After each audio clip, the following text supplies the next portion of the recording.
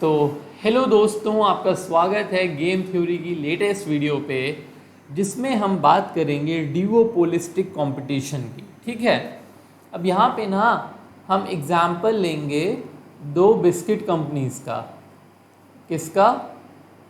दो biscuit companies का। For the sake of simplicity A और बी हम इनका नाम देंगे। अब आप एक छोटी सी बात हमें बताइए कि मान लीजिए एक एरिया है, एक लोकेलिटी है, छोटी सी लोकेलिटी है एक, ठीक है। वहाँ का सारा बिस्किट का प्रोडक्शन और बिस्किट की सेल कंपनी ए कंट्रोल कर रही है, तो उसको क्या बोलेंगे? उसको हम बोलेंगे मोनोपोली। ठीक है। एक और केस है हमारे पास जिसमें ए और बी दोनों मिल के एक एरिया की सप्लाई और प्रोडक्शन को कंट्रोल कर रहे हैं, तो इस केस को हम बोल देंगे ड्यूओपोली। अब ड्यूओपोली और मोनोपोली में से क्या बेटर है? ड्यूओपोली और मोनोपोली में से हमेशा ड्यूओपोली बेटर है। अब आप पूछेंगे ऐसा क्यों है कि ड्यूओपोली बेटर है? क्योंकि ड्यूओपोली में एक कंपनी दूसरी कंपनी के प्रॉफिट्स को अफेक्ट कर सकती है। Profits will be affected. ठीक है, ये ए बी के प्रॉफिट्स को भी अफेक्ट कर सकती है और बी ए के प्रॉफिट्स को भी अफेक्ट कर सकती है। क्यों? क्योंकि बहुत सारे फैक्टर्स होते हैं बिजनेस में। मान लीजिए बी ने बाय वन गेट वन का ऑफर दे दिया, तो ऑब्वियसली ए की सेल कम हो जाएगी। मान लीजिए ए ने अपनी पैकेजिंग को मोर अट्रैक्टिव बना दिया, तो बी की सेल कम हो जाएगी। तो इस तरीके के अलग अलग फैक्टर्स की वजह से ड्यूओपोली में एक कंपनी का प्रॉफिट दूसरी कंपनी के प्रॉफिट को अफेक्ट करता है और एक कंपनी की सेल दूसरी कंपनी की सेल को अफेक्ट करती है। ठीक है, अब हम एक बेसिक कंसेप्ट की बात करने जा रहे हैं, बहुत ही बेसिक कंसेप्ट की। आप मुझे बताओ कि जब किसी चीज़ की डिमांड बहुत ही ज़्यादा है, ठीक है, और उस चीज़ की सप्लाई बहुत ही कम है, तो उस चीज़ का जो प्राइस होता है वो बढ़ जाता है ना। सिमिलरली अगर डिमांड कम होती है और सप्लाई ज़्यादा होती है तो प्राइस कम हो जाता है। ठीक है, ये दो बेसिक बातें आपको पता होनी चाहिए। नहीं भी पता थी तो अब आपको पता चल गई हैं। अब हम देखते हैं इनको, कुछ एग्जाम्पल्स लेके देखते हैं। चलिए, डिमांड सप्लाई को। कई बार आपने सुना होगा कि बहुत ज़्यादा आलू की खेती हो गई है, बहुत ज़्यादा आलू प्रोड्यूस्ड हो गए हैं, पोटैटो प्रोड्यूस्ड बहुत ही ज़्यादा, मतलब सप्लाई बहुत ज़्यादा हो गई। प्रोडक्शन मतलब ये सप्लाई हो गई। ये एग्जाम्पल वन है। मैं 3 एग्जाम्पल्स लेके यहाँ पे आपको बताऊँगा डिमांड सप्लाई कैसे काम करती है। पोटैटो प्रोड्यूस हुई बहुत ज़्यादा, जो हमने सप्लाई बोल दिया। अब पोटैटो की डिमांड तो उतनी ही रहेगी। डिमांड कितनी रहेगी? कांस्टेंट पोटैटो की। अब सप्लाई बहुत ज़्यादा है, डिमांड कांस्टेंट है, तो प्राइस गिर जाएगा। और कई बार ये प्राइस इतना हो जाता है कि farmers are not able to buy, price इतना कम हो जाता है कि farmers are not able to find buyers. उनको आलू खरीदने वाले ही नहीं मिलते हैं, है ना।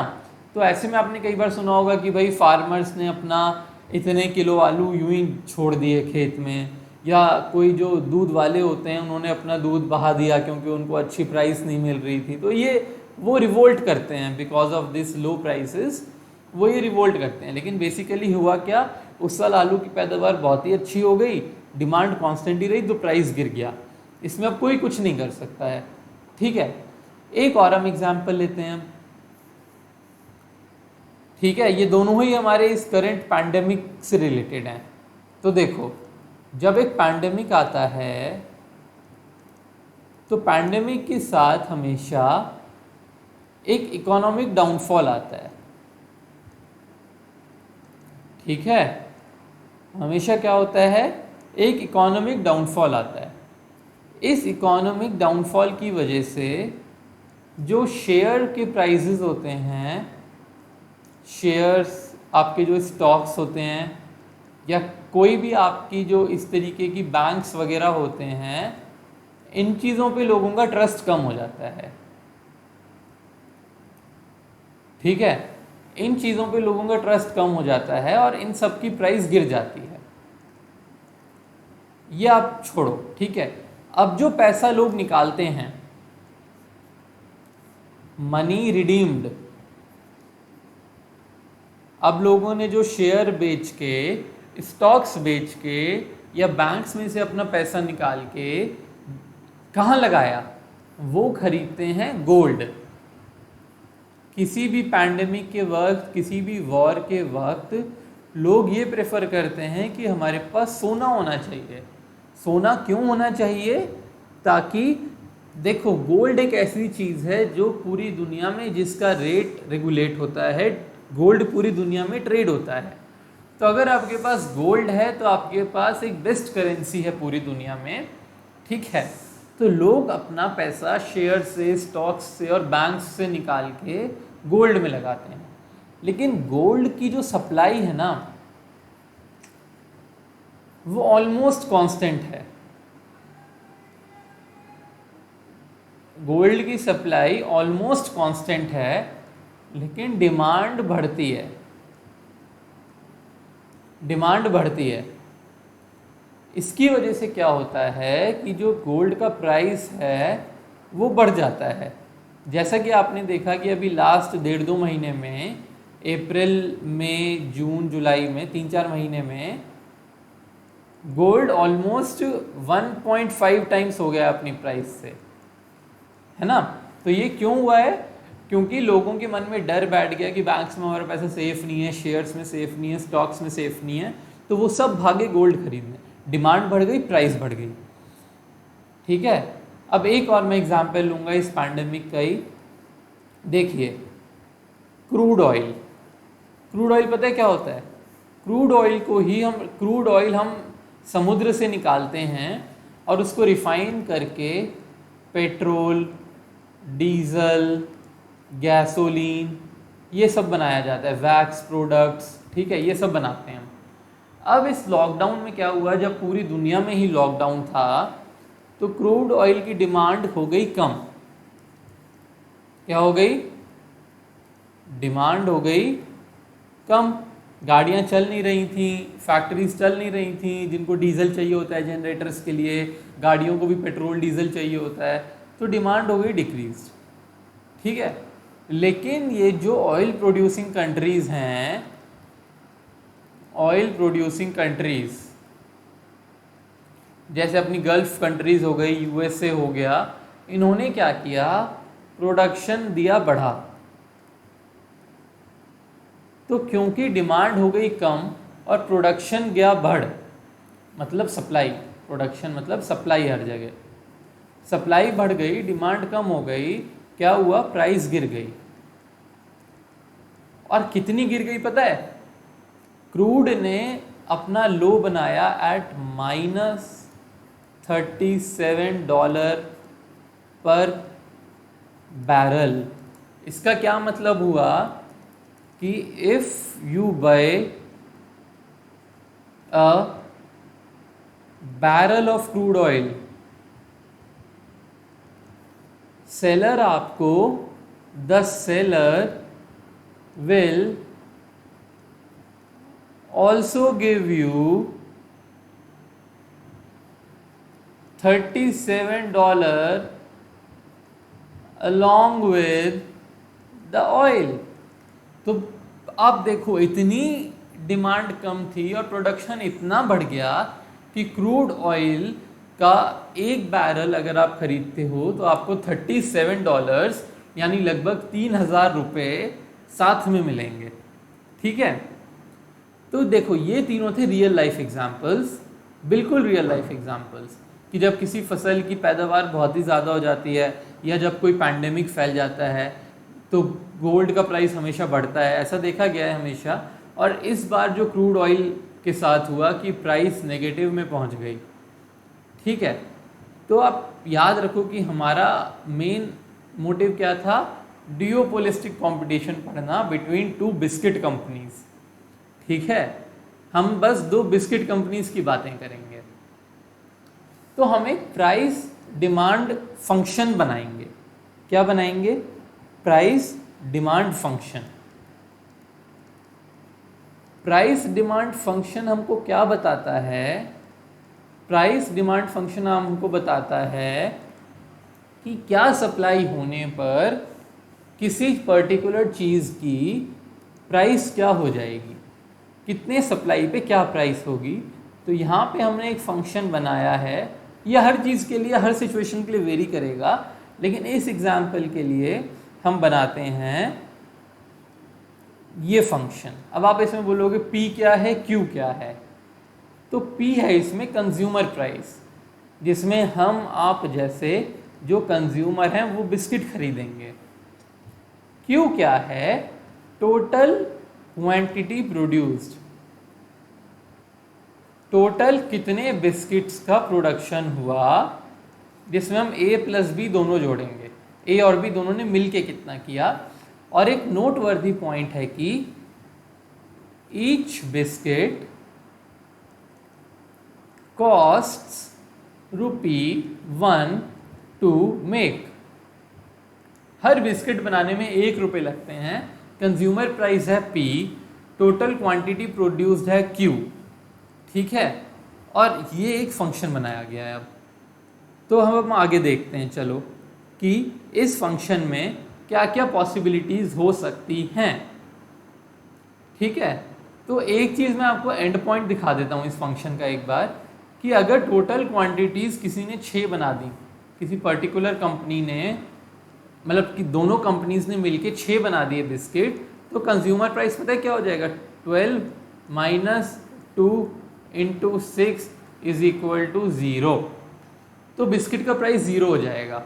लेकिन अगर ये 6 क्वांटिटी बिस्किट बना है तो कॉस्ट ऑफ प्रोडक्शन तो आ जाएगा ₹6।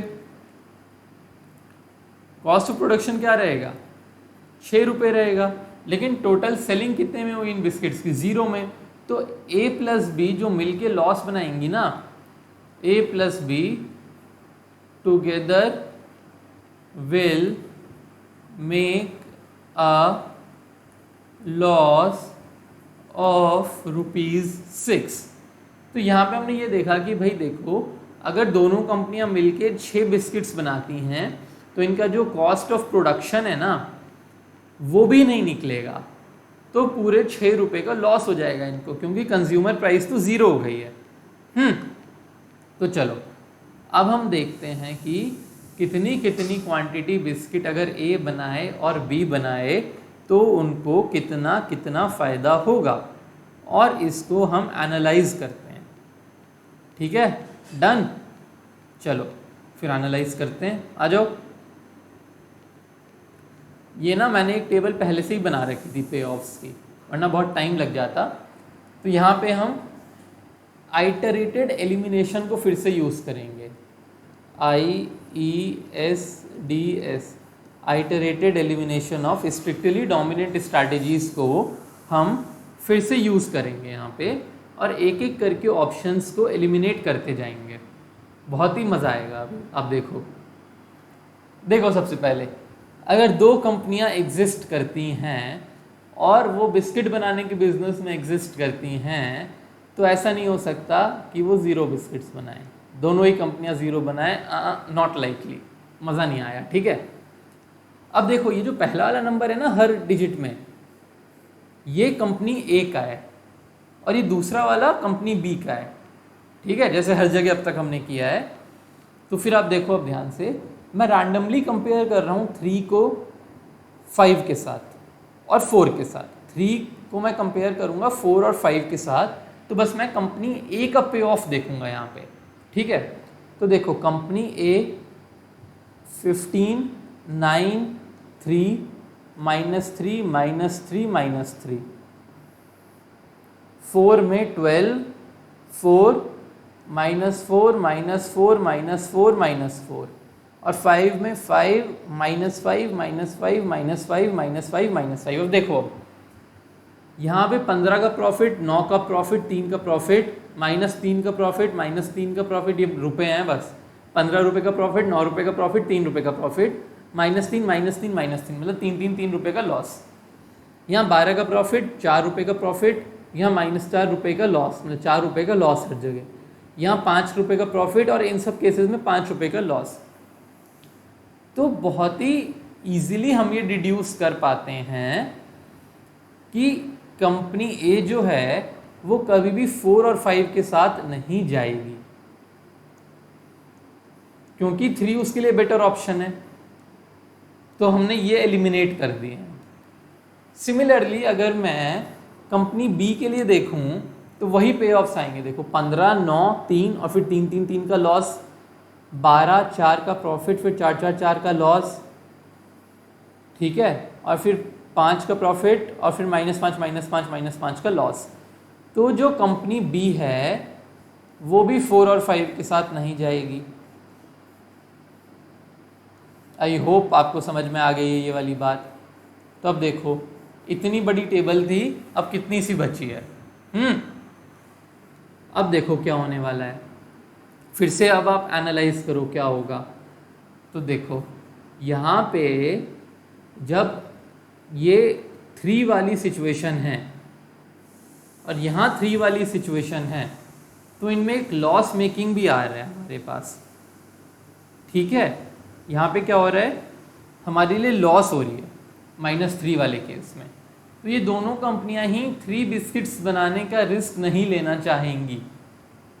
आप समझ रहे हो, दोनों ही कंपनियां 3 बिस्किट्स बनाने का रिस्क नहीं लेना चाहेंगी।